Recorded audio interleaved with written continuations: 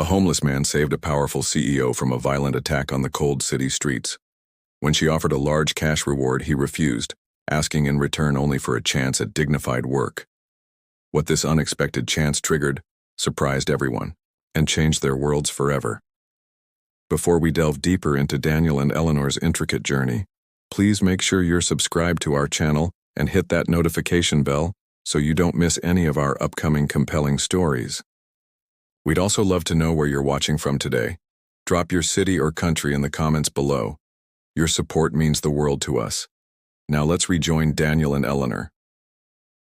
Eleanor Vance, CEO of Vance Innovations, walked out of the opulent boardroom feeling a migraine beginning to throb at her temples. Another grueling session, balancing aggressive financial projections against the realities of a volatile market and increasing competition from Apex Global. The pressure was constant, relentless. She dismissed her team with a weary nod and glanced at the onyx clock on the wall, almost 11 at night. In the silent lobby, James, her stoic and loyal driver for over a decade, waited beside the black sedan. "Home, Ms. Vance?"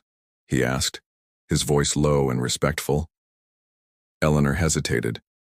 The thought of her luxurious but empty apartment suddenly felt suffocating. "No, James, I need some air, a moment to think. You can go home, I'll manage." James looked surprised but nodded. "As you wish, ma'am. Be careful." The automatic glass door hissed open, and the cold November wind hit her forcefully, chilling her skin beneath the cashmere coat. She quickened her pace on the dimly lit sidewalk, the sharp click of her Manolo Blahnik heels echoing on the cold concrete. A sound that usually signified power and purpose, but that now felt strangely fragile and solitary. The imposing silhouette of the Vance Innovation skyscraper behind her, a monument to her hard-won success, seemed more like a gilded cage than a trophy. She needed space, perspective, but the deserted street, flanked by the dark facades of dormant commercial buildings, offered only a growing sense of apprehension and isolation. Meanwhile, a few blocks away, Daniel Hayes adjusted a piece of cardboard under the bench of a defunct bus stop, trying to create a minimal barrier against the wind that whistled through the urban corridor. The cold was a physical, constant pain that seemed to seep into his bones. His stomach rumbled, an empty protest against the few scraps he'd managed to find that day. He closed his eyes for a moment, the image of a juicy steak from an expensive restaurant he frequented in another life dancing cruelly in his mind. He pushed the memory away with a heavy sigh, the mist of his breath dissipating quickly in the frigid air. Pride had kept him from the shelter this night. Dignity was a scarce luxury, but he clung to it fiercely. He stood up, deciding to look for a slightly more sheltered building recess. As he stepped onto the less dark sidewalk, his eyes, sharpened by the need for constant vigilance, caught the solitary, elegant figure walking briskly towards him, a beacon of wealth, and, he realized with a pang in his chest, of vulnerability in that hostile environment. Then, the solitary rhythm of the heels was abruptly broken, hurried, clumsy, heavy footsteps converging quickly on the woman. Daniel watched from the shadows, muscles tensed, self-preservation instincts screaming at him not to get involved. But something in the woman's controlled posture, and in the clear, aggressive inexperience of the two hooded young men who surrounded her, compelled him to act. They were careless, noisy. One of them brandished a small knife, the blade reflecting the sickly lamppost light. "The purse and the phone, lady," the kid with the knife said, his voice trying to sound tough but betrayed by a tremor. "Quickened. No funny business." Daniel saw the woman begin to comply, but there was a rigidity in her shoulders, a spark in her eyes that suggested she wasn't completely intimidated. Before the situation could escalate, he stepped forward, his own voice, hoarse from cold and disuse but surprisingly firm, cutting through the tension. "Leave her alone." The surprise on the youth's faces was almost comical. They turned, sizing Daniel up, the worn clothes, the appearance of someone sleeping rough. The threat seemed to evaporate for them. "Oh yeah?" laughed the one without the knife, taking a menacing step towards Daniel. "And who's gonna stop us? You, Grandpa Bum?" Daniel didn't move to attack, but to flow. When the first youth lunged, he simply shifted, using the attacker's own clumsy momentum against him, a precise touch, an unbalancing. The youth stumbled, cursing. The second with the knife hesitated, the fatal mistake.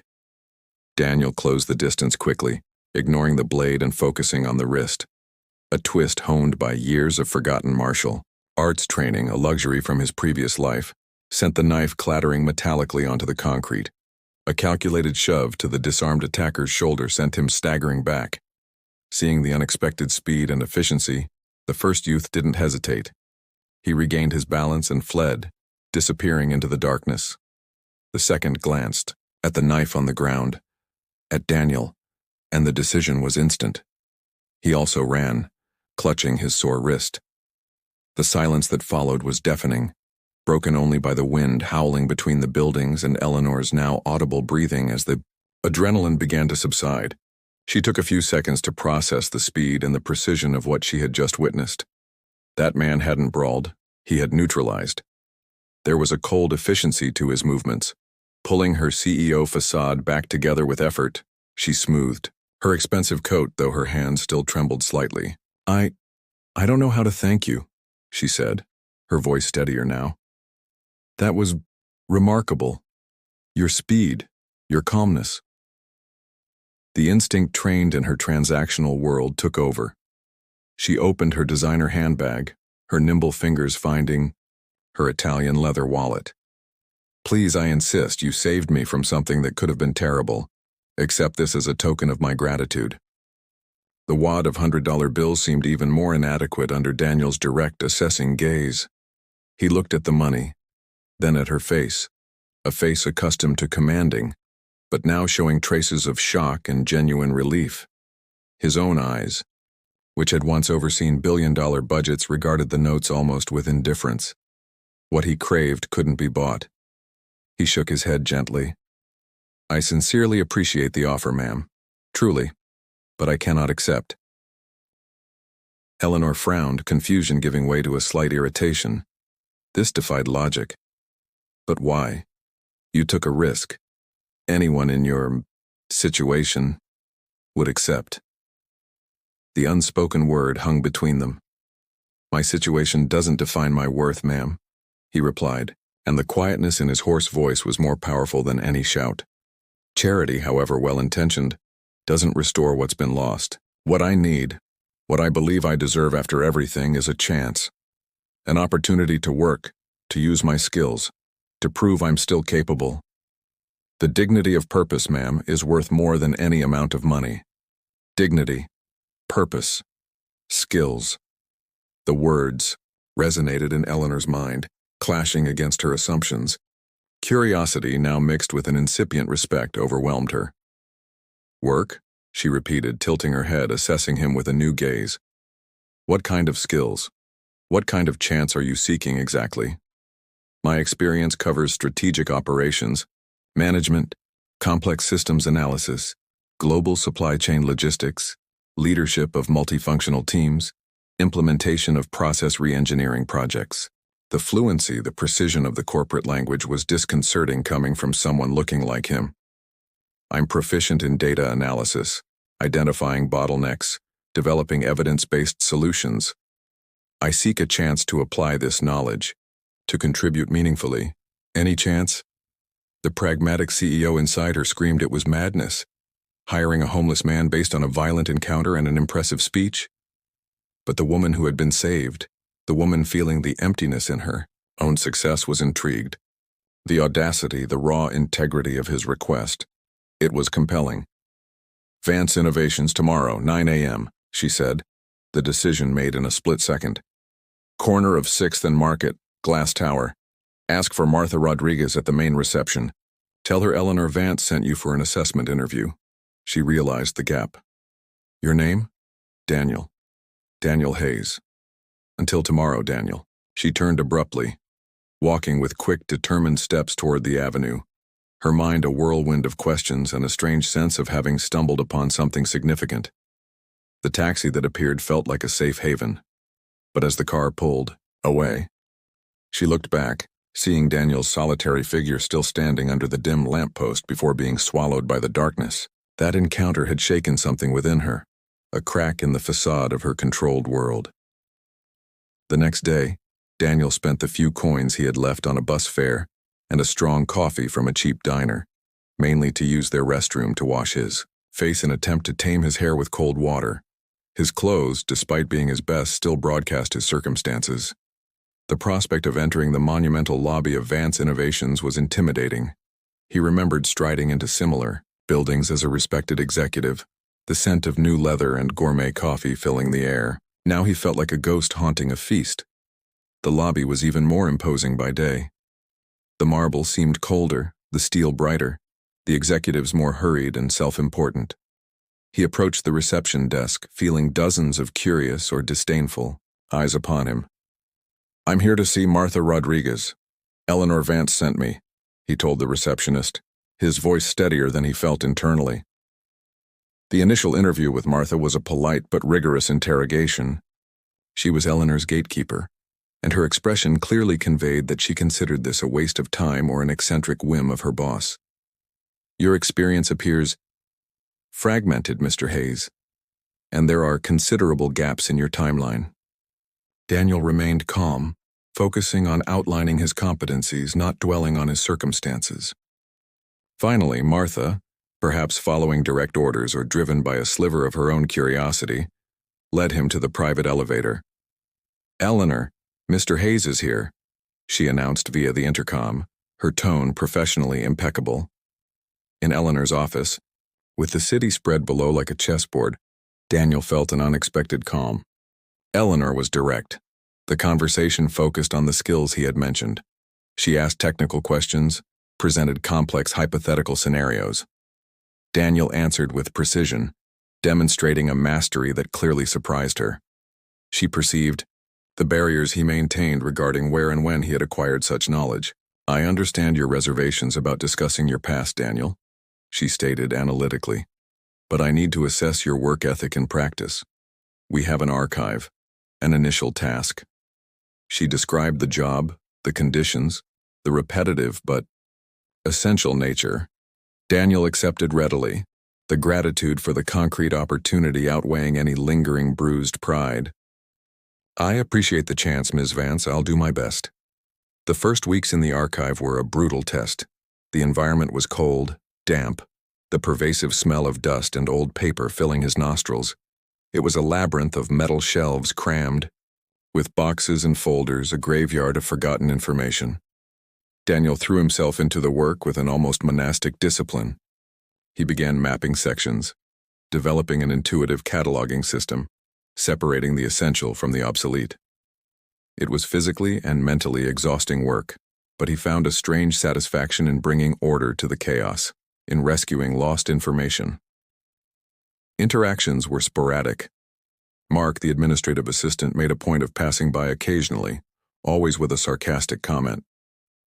"Hey, king of trash. Found any lost dollar bills in the old files? Or, careful not to catch a disease down there, huh?" Daniel learned to filter out the venom, focusing on the task. In contrast, Maria, the cleaner and immigrant with an easy smile and hard-working hands, always offered him a kind word. "Working hard, my son?" she'd ask, sometimes leaving a cup of hot coffee on a nearby shelf.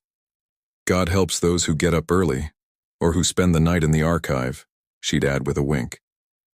Those small gestures of humanity were anchors in his day. Daniel didn't limit himself to office hours. He requested permission to stay late some nights, using the silence to concentrate fully.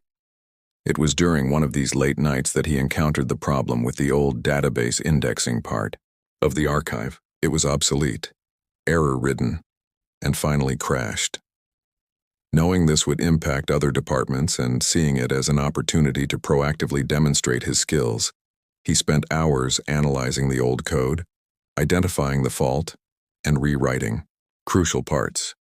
The next morning, the system was functional, much to the surprise and relief of the IT department and Mark, who urgently needed the data.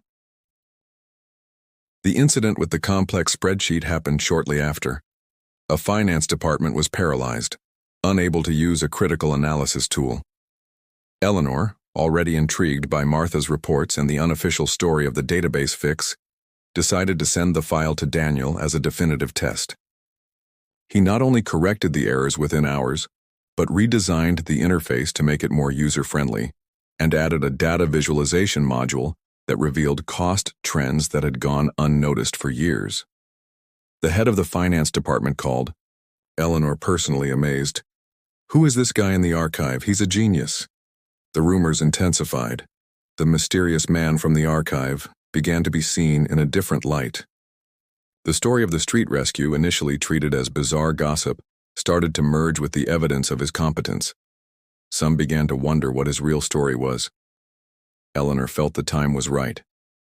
She called Daniel to her office, no longer for an assessment but for a conversation. "Daniel, your work in the archive is exemplary, but it's clear your skills go far beyond that. What you did with the financial spreadsheet was brilliant." She paused. "I'm starting to think you might be underutilized in that sublevel." The comment hung in the air, thick with possibility.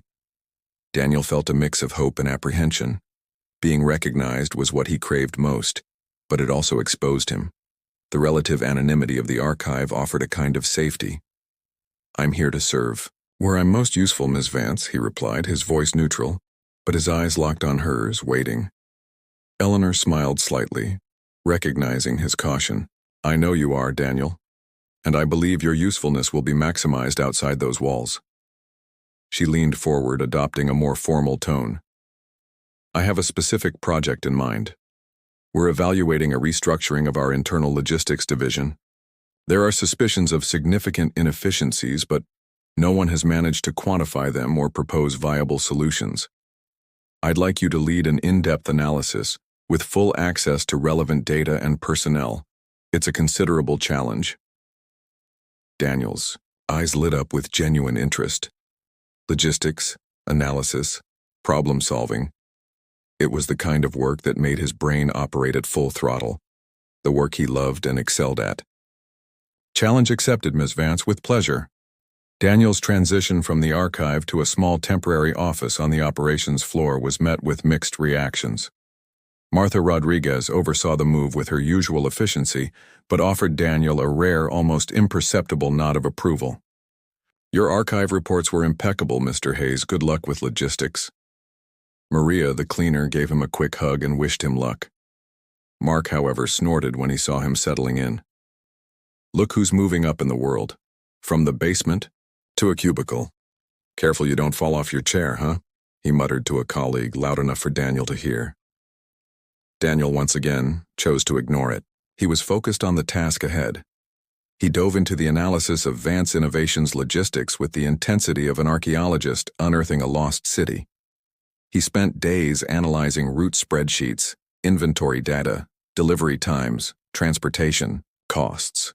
He interviewed drivers, warehouse managers, dispatch personnel. He listened intently to their frustrations, their suggestions, their complaints about outdated systems and bureaucratic processes. Many were initially suspicious. Who was this quiet man appearing out of nowhere asking so many questions? But Daniel's respectful approach, his genuine curiosity, and his quick grasp of practical problems soon won the trust of most. He wasn't an arrogant consultant. He was someone who wanted to understand and help.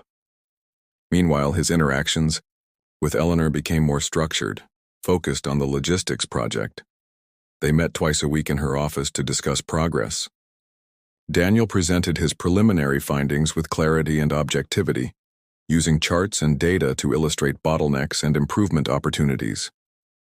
Eleanor questioned him, challenged his assumptions, brought the strategic business perspective. They were intense sessions, intellectually stimulating for both. "Your analysis of the redundancy in regional delivery routes is brilliant, Daniel," Eleanor remarked in one meeting, studying a flowchart he had prepared. "No one ever connected those dots before. This could save us millions." The key was cross-referencing delivery data with distribution center stock patterns, Ms. Vance. "The systems didn't communicate properly," he explained, pointing to a section of the chart. "And your proposal to implement dynamic route optimization software. It's ambitious, but the numbers you present are compelling." She looked at him.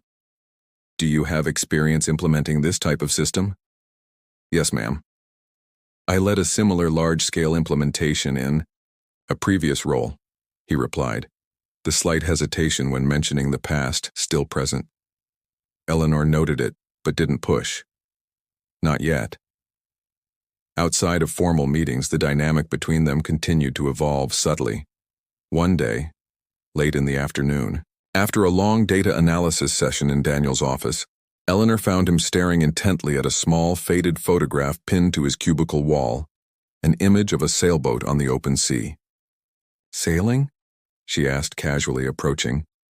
Daniel started, slightly caught off guard. "Ah, yes, it was an old passion." There was nostalgia in his voice. "I love sailing too," Eleanor said, surprising herself. "My father had a sailboat. We spent many summers on the coast." That unexpected discovery opened a new avenue of conversation. They talked about the feel of the wind, the challenge of reading the waves, the peace found far from land. For a few minutes, they weren't CEO and analyst, but two people sharing a common passion. It was a brief but significant moment, a small bridge built over the chasm of their different circumstances. On another occasion, during a quick working lunch in the company cafeteria, something Eleanor rarely did, but which became more frequent, to discuss the logistics project informally with Daniel, the conversation shifted to books. They discovered a mutual appreciation for historical novels and complex biographies. Daniel recommended a book on Stoic ethics he'd read at the public library, and Eleanor in turn suggested a recent biography of a controversial tech leader. The intellectual exchange went beyond work, revealing depths and interests that surprised them both. Eleanor realized that conversations with Daniel were among the few where she felt genuinely heard and intellectually challenged, without hidden agendas or power plays. However, Daniel's past remained a shadow. Eleanor, while respecting his privacy, couldn't help but feel growing curiosity and a twinge of concern. Who were the enemies who had destroyed him? How powerful were they? This concern led her to ask Martha, in absolute secrecy, to conduct a discreet background check on Daniel Hayes in financial news archives and public records from years past, focusing on large corporations and unresolved scandals. Martha, loyal and discreet as ever, accepted the task without question, though her eyes expressed silent concern for her boss. The logistics project was advancing rapidly. Daniel was about to finalize his report and recommendations, which promised substantial savings and a significant increase in efficiency. Eleanor was elated, ready to present the results to the board and solidify Daniel's position within the company. It was on a Tuesday evening, while they were reviewing the final drafts of the report together in Eleanor's office, that the conversation took an unexpected turn. They were tired, the office silent except for the low hum of computers and the distant city traffic below. They were discussing the resistance some of his proposals might face from mid-level managers attached to old habits. "Changing cultures is the hardest part," Eleanor commented, rubbing her temples. "People cling to the familiar even if it's inefficient. It takes a lot of trust to embrace the new." "Trust is a fragile thing, Eleanor," Daniel replied, looking out at the illuminated city. "Easily broken, almost impossible to fully rebuild." There was a weight in his voice that went beyond the logistics discussion. Eleanor sensed the opening. It was time. "Daniel," she said softly, turning her chair to face him. "Since you started working here, you've been exemplary. Your skills are undeniable, your work ethic impeccable. But I feel there's a part of you, an important part of your story, that you keep guarded. I respect your privacy, but for us to truly move forward, for me to be able to fully trust—" She hesitated, searching for the right words. "I need to understand. Understand what happened. Who you really are." Daniel fell silent for a long moment, his gaze lost in the nocturnal cityscape. Eleanor waited, not pushing, feeling the tension in the air. He seemed to be waging an internal battle, his jaw tight, his hands clasped loosely on his knees. Finally, he turned to her, his clear eyes meeting hers with a raw intensity. "You're right, Eleanor. You gave me a chance when no one else would. You deserve the truth." And then, with a controlled calmness that made the narrative even more devastating, He told her everything. The name of the corporation, the pharmaceutical, giant Omnicare, ironically, his meteoric rise to become vice president of global operations, the chance discovery of irregularities in environmental reports from a factory in Asia, the discreet investigation he conducted, uncovering not only the covered-up pollution, but also fraudulent clinical trials and bribery of regulatory officials. The confrontation with his mentor, a board member he idolized only to discover he was the mastermind behind the scheme. The attempt to bring the evidence to the ethics committee, which was blocked. The subsequent smear campaign, fabricated, accusations of harassment, incompetence, leaks to the financial press, the legal battle that drained his savings, the painful divorce, the way doors slammed shut everywhere, how friends and colleagues turned away, the loss of his home, his car, his dignity, the downward spiral that eventually led him to living on the streets carrying only the clothes on his back and the weight of injustice. Eleanor listened in absolute silence, horror growing inside her with every word. It wasn't just a story of misfortune. It was a story of systemic corruption, betrayal at the highest level, of a man punished for his own moral compass. The calculated coldness with which his life had been destroyed was nauseating. When he finished, the silence in the room was heavy, thick with unexpressed emotion. "Daniel, Eleanor began, her voice choked. "I have no words. I am so sorry for everything you went through. It's monstrous." She felt a wave of protective anger surge. These people, are they still there? In power? Daniel nodded grimly. Most of them. The CEO retired, but my former mentor now chairs the Omnicare board. Others were promoted. The scandal never surfaced publicly. That name, Omnicare, resonated in Eleanor's mind. She had heard rumors, connections. It explained so much, and it set off a new alarm. At that moment, Eleanor's phone rang, shattering the tension.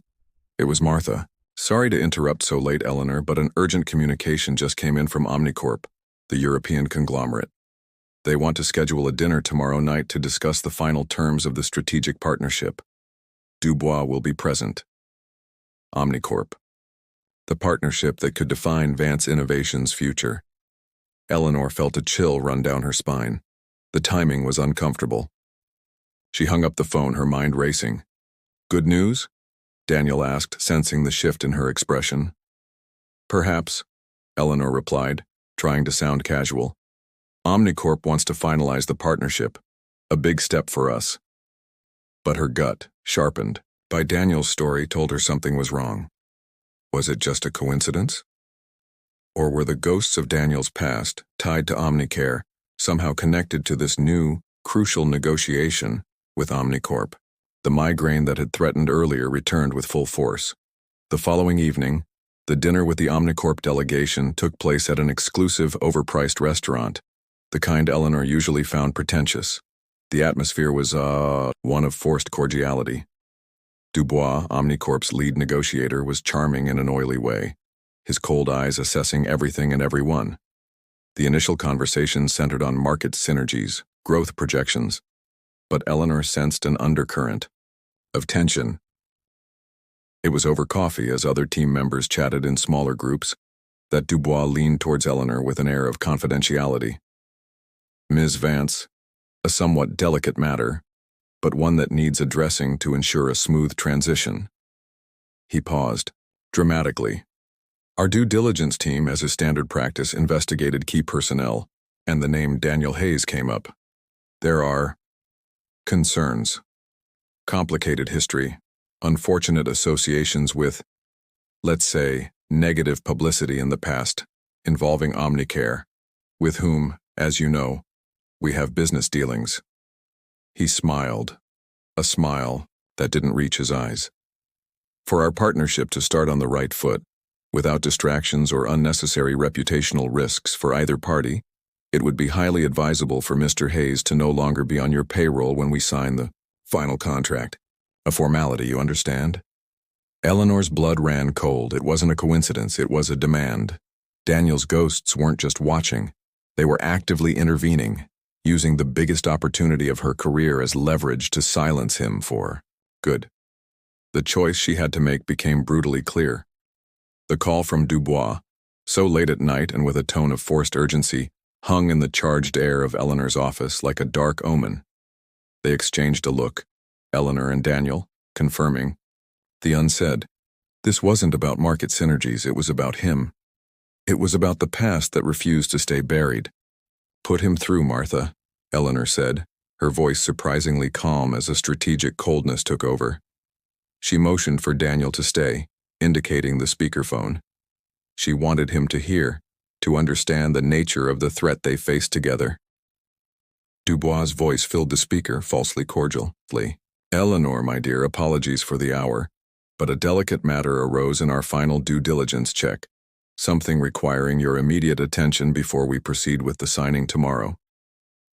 I'm listening, Jean-Pierre, Eleanor replied, her tone icy. We discovered that a certain Daniel Hayes holds a position of increasing influence within your organization.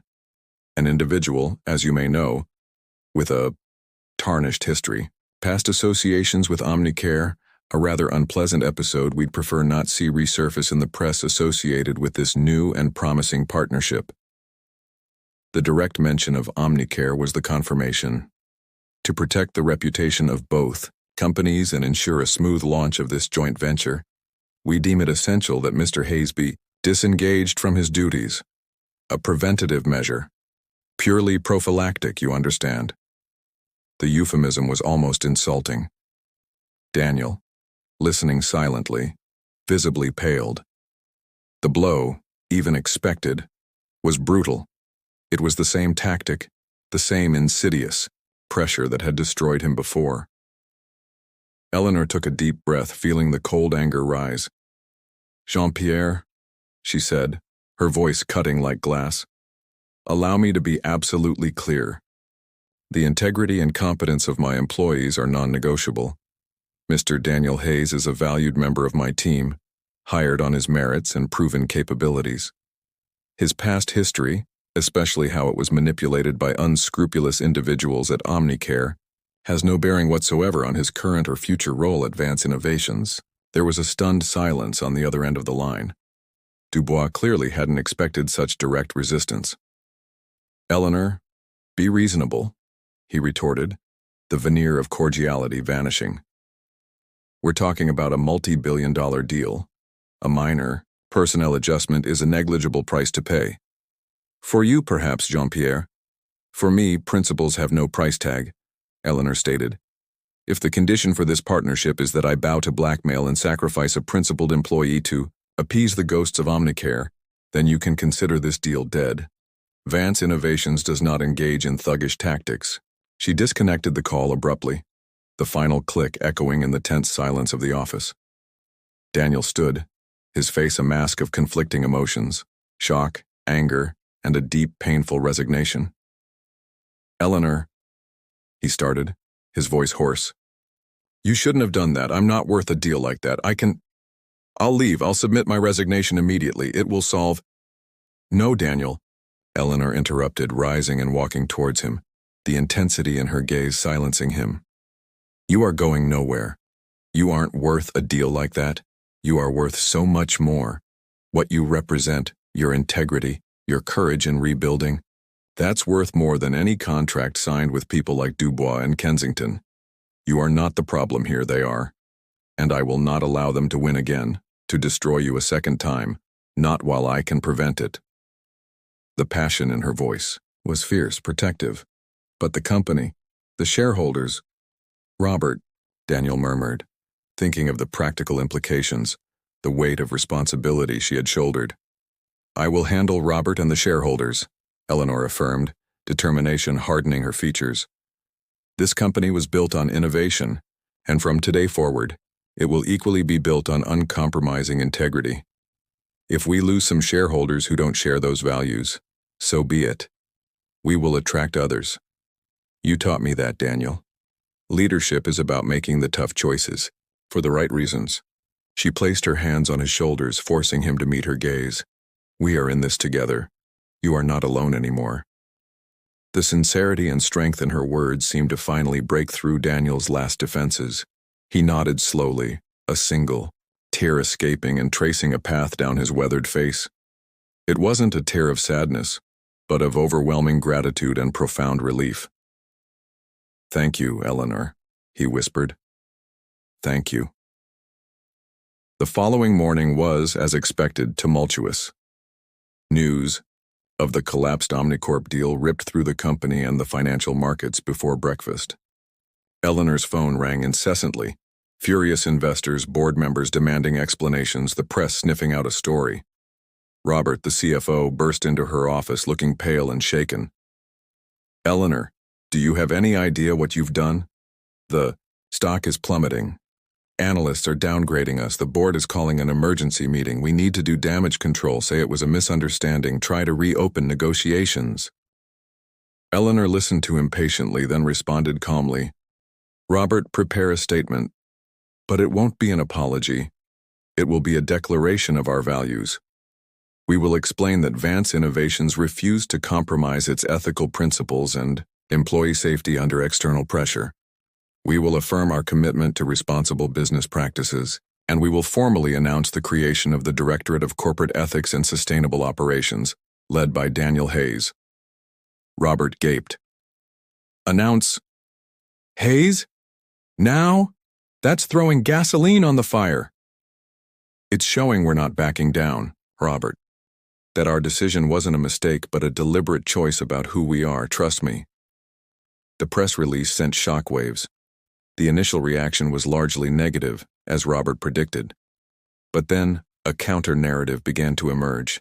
Editorials in business publications focused on sustainability and ethics praised Eleanor's courageous and principled stand. ESG investment funds issued notes of support. Smaller competitors, who had also suffered from the aggressive tactics of giants like Omnicorp, expressed quiet admiration. The storm was fierce but didn't sink the ship. Instead, it seemed to temper its keel. Internally, the official appointment of Daniel, now framed by Eleanor's public defense, had a profound impact. Open resistance diminished significantly. He became a symbol of the company's new stance. The initiatives he spearheaded gained new momentum. He personally led ethics workshops using interactive case studies, some subtly echoing his own experiences, anonymized, to foster discussion on dilemmas and value-based decision-making across all management levels. His collaborative, non-accusatory approach gradually won over skeptics like Mark, who found his logical arguments hard to refute publicly. Eleanor often attended parts of these sessions, reinforcing their importance. The supply chain audits moved forward with renewed vigor. Daniel's team worked with procurement, not just identifying non-compliant suppliers but also finding and vetting new partners committed to ethical labor and environmental practices. The initial pushback from cost-focused managers like Peterson was overcome by Daniel's persistent, data-driven arguments about long-term risk and resilience, fully backed by Eleanor's mandate. It wasn't easy, requiring difficult conversations and sometimes severing long-standing relationships, but it demonstrably improved the supply chain's stability and reputation. Defining tangible sustainability goals became a collaborative effort across operations, R&D, and finance. Daniel facilitated intense workshops, pushing teams to set ambitious but achievable targets for reducing emissions, water usage, and waste. He successfully argued for linking executive bonuses to these metrics, ensuring accountability. Seeing these targets integrated into the company's official reporting was a major milestone, signaling a fundamental shift in priorities. The revamped, confidential reporting channel began to see increased use. Employees started reporting concerns, from minor policy violations to potentially serious issues, trusting the system's anonymity and the promise of fair investigation. Daniel oversaw the process meticulously, ensuring each report was handled appropriately and transparently, within confidentiality limits, further building internal trust. For him, creating a safe space for truth-telling was deeply personal. Over these 2 intense years of implementation, Daniel and Eleanor forged an unshakable bond. They were a true leadership team, navigating internal politics, market volatility, and the constant pressure together. Late nights fueled by takeout and determination became their norm. They learned to read each other's moods, anticipate each other's arguments, and offer silent support during tough meetings.